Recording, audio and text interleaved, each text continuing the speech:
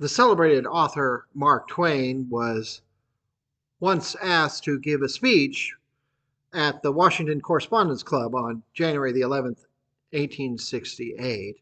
You can find the speech online.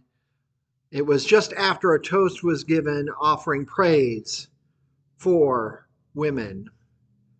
And in the midst of the speech, which lists all the many attributes, but again, Twain is a man of his time and place, we come across this. What, sir, would the people of earth be without woman?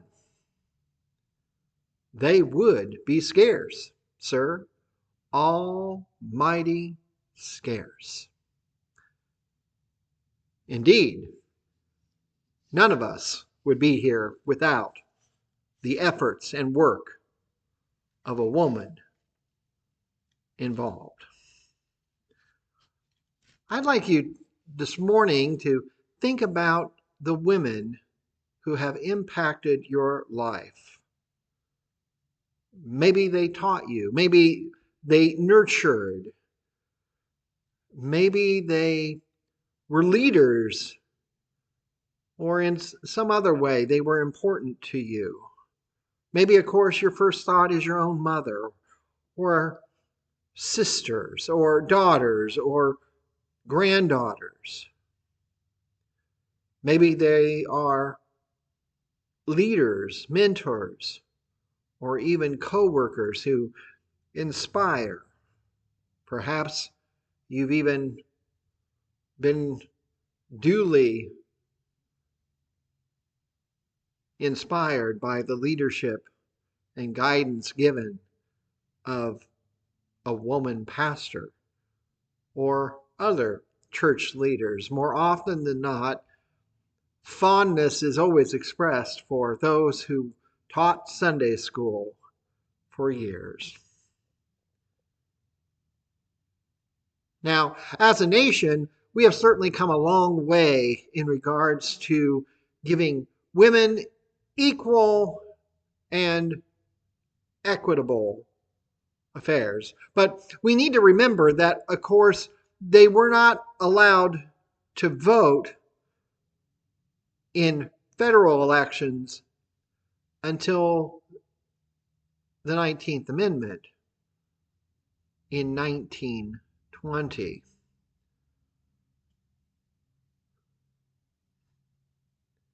On average, still today, women make only 80 to 84% of what a man makes performing the same job.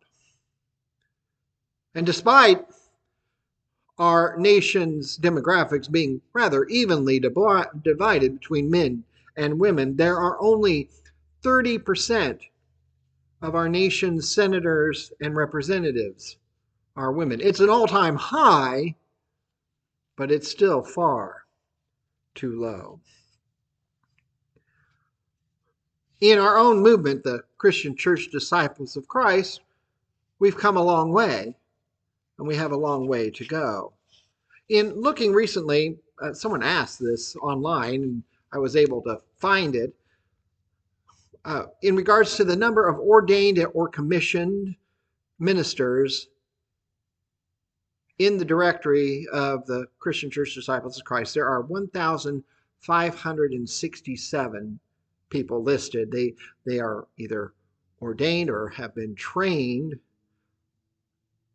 to serve as ministers. And they may serve as ministers not just in pulpits, but also in social service agencies, as chaplains in hospitals, and those sort of things.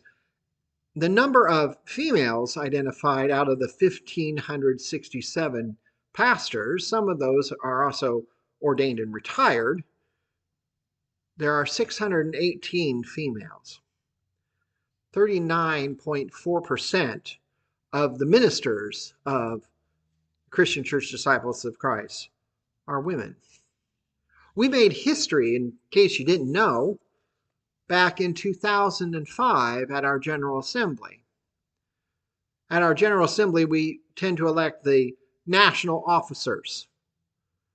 And in 2005, we elected Reverend Sharon Watkins. as the general minister and president of the Christian Church Disciples of Christ.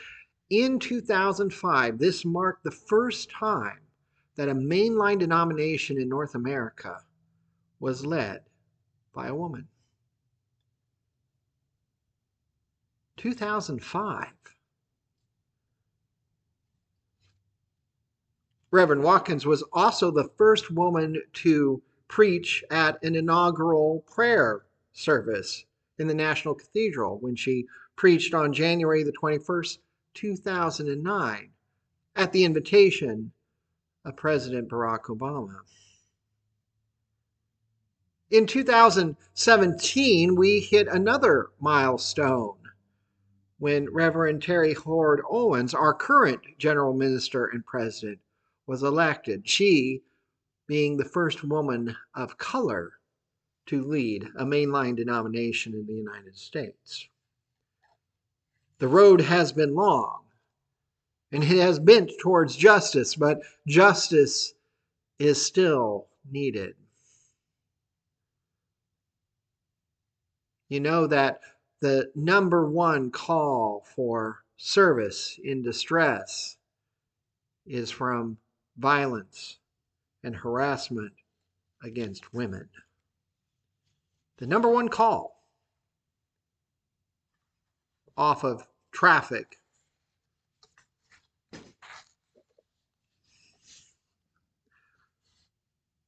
When we engage in the Gospel of Luke, we discover a whole field of situations involving women. Most of the Bible doesn't present women much at all beyond names, and often treats them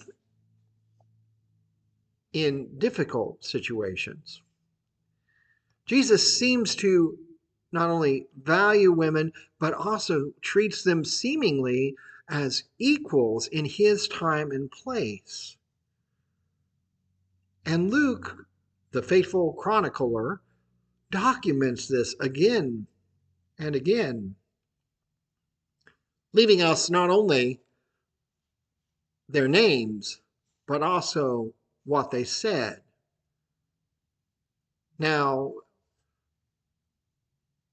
unfortunately, the ancient world is not too far away from us as we might think. And that often in that time and place, equality was certainly not in the cards for women. Two ancient Jewish sources, Philo of Alexander and Josephus, regarded women as less than men up until the 19th century. And even today, there is still this difference, this second-class status given to women more often than we would want to admit. Philo of Alexander claimed that women were weaker and less able to understand things than men. And Josephus believed that the testimony of women was not credible and should not be admitted in court. And for many years and in many states, the testimony of a woman was not admitted into court. Some of the other rabbis of the first century in Jesus' time thought that women should not be taught the Torah and should not be permitted to be rabbis and priests.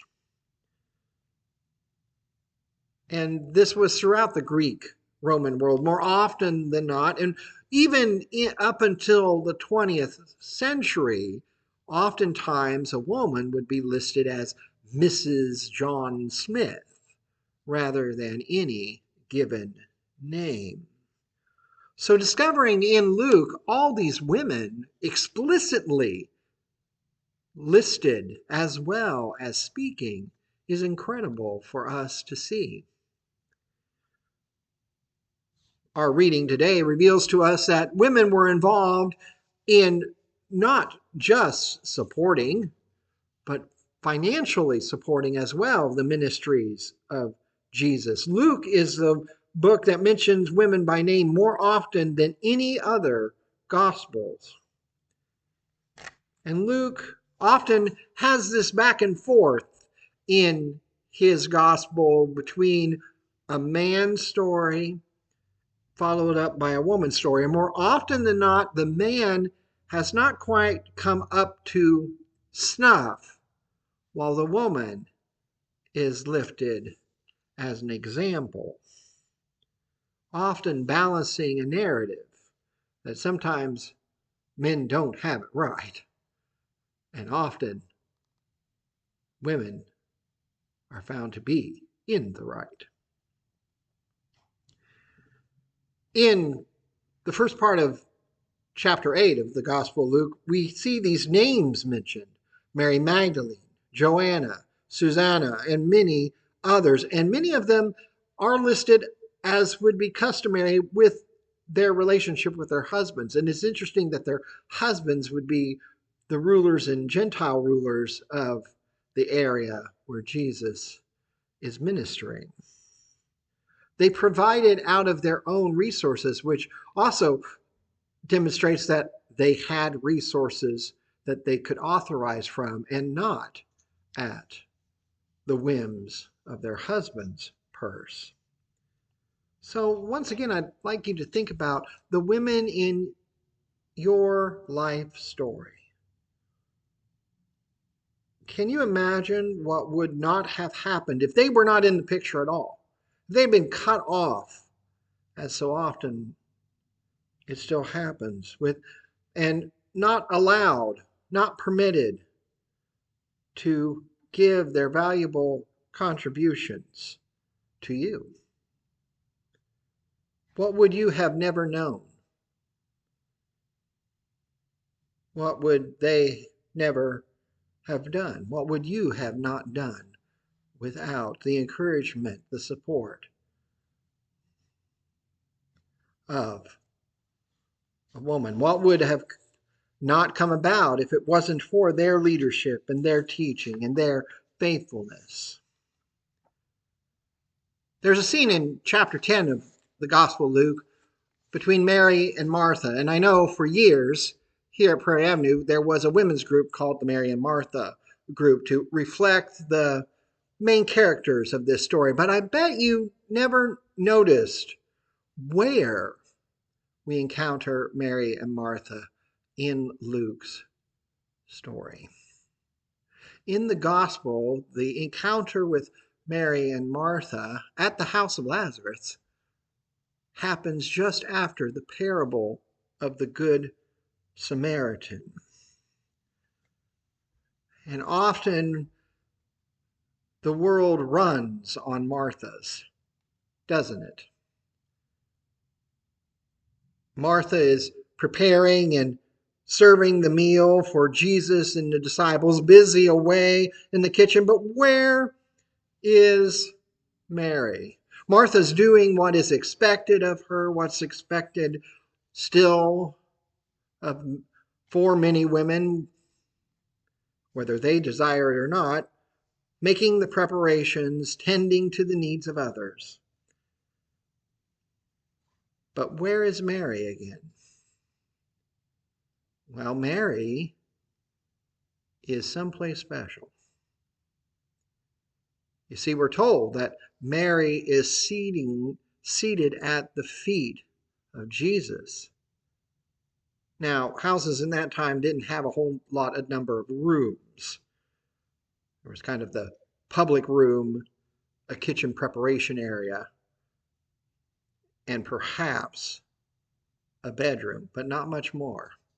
And Mary is in the room with Jesus and at his feet, the revered spot, the spot for the best student of a rabbi.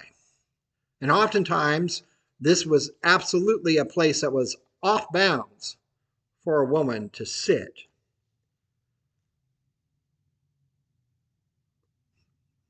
Mary is seated at the best disciple spot there is.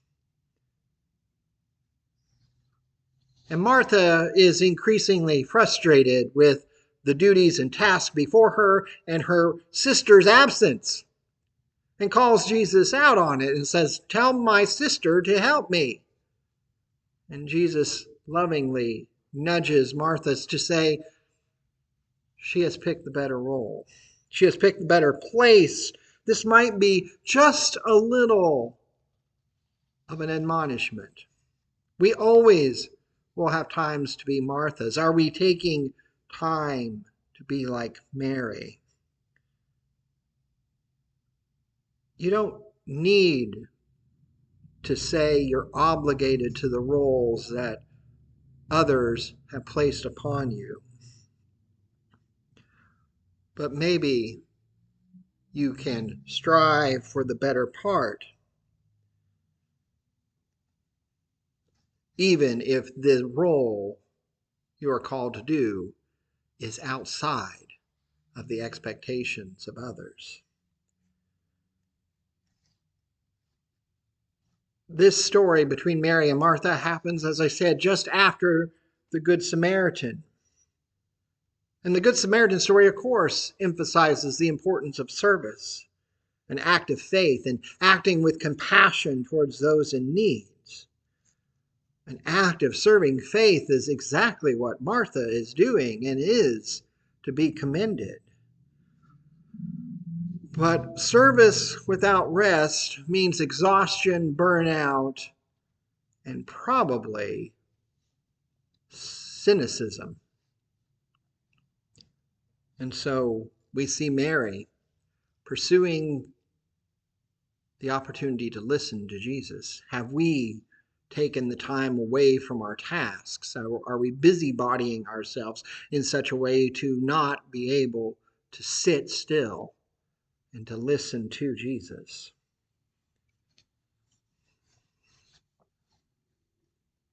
In our scripture reading today, Simon has invited Jesus to a dinner. Simon is called a Pharisee. The separated ones is what we seem to think the Pharisees were, that they thought that much of the Old Testament teachings on regulations about the temple could be applied and ought to be applied to personal habits, decisions, and life. There were Pharisees, despite our stereotyping, that were drawn to Jesus. Indeed, the Gospel of John covers Nicodemus in the cover of darkness, visiting to inquire about him. Some found Jesus' application of the law lacking, or not serious enough. And more often than not, Pharisees tried to separate themselves from those that might render them unclean or in some way separated from their devotion to God. Jesus seems to befriend every sinner he meets.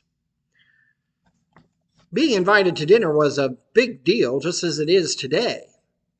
And Simon invites him, but the interesting thing that happens is Jesus may be the honored guest, but he's not certainly treated with much honor at all from Simon, but rather the sinful woman.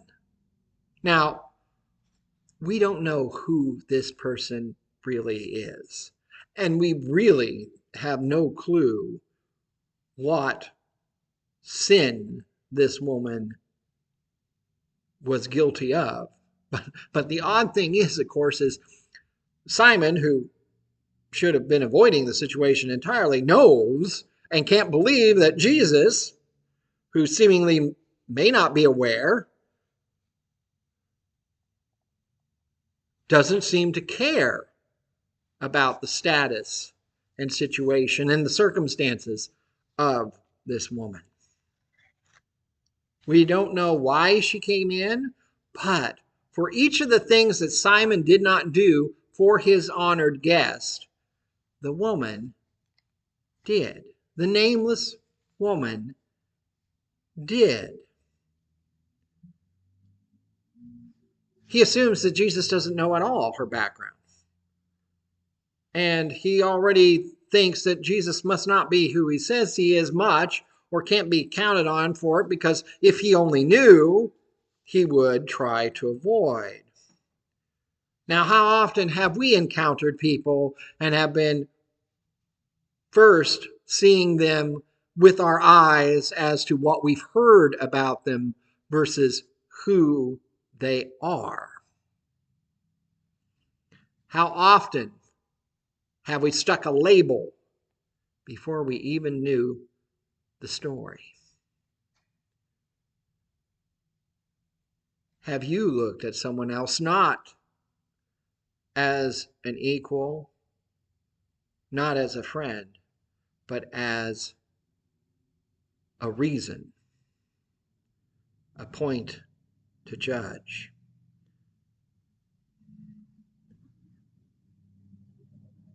Often, the stories we have heard about someone are found to be missing some important information.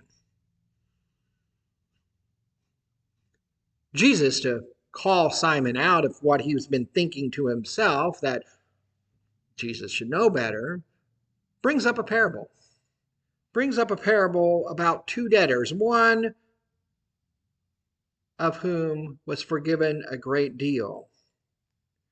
And he asks, if both were forgiven, which one would be in greater love for the debt being forgiven? And Simon says, well, the one with the greater debt being wiped away. To which Jesus says, do you see this woman?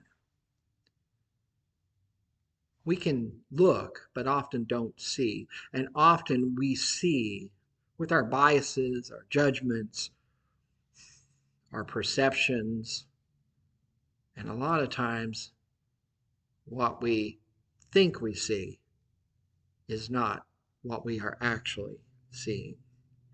When Simon looked at this person, this nameless woman, it was a sinner, plain and simple. Jesus doesn't see sinners. Oh, he's aware of all the missteps, but that doesn't hold him back from demonstrating love. He sees a person, a child of God, nowhere near a sinner. Jesus sees who she is and also sees the need she has for grace. Jesus looks at us, knows our sin, loves us anyway. Jesus sees us. Jesus sees you. But Jesus sees you not with judgment alone, but as a child of God and in need of grace. So no matter what you have done, Jesus will never see you as only a sinner. He will always see you as a person.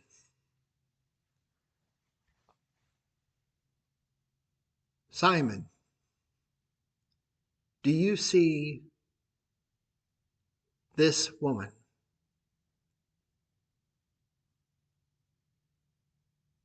Do you look carefully for sinners or look for opportunities to extend grace? Too often we let our judgments, faulty that they are, hold us back. Jesus invites us to see clearly, to see value and worth, to see callings outside of confines of social graces or expectations. He sees you. He sees me. He sees us all as children of God, in need of love, in need of grace, in need of Him. Thanks be to God, to the one who sees us clearly and loves us anyway. Amen.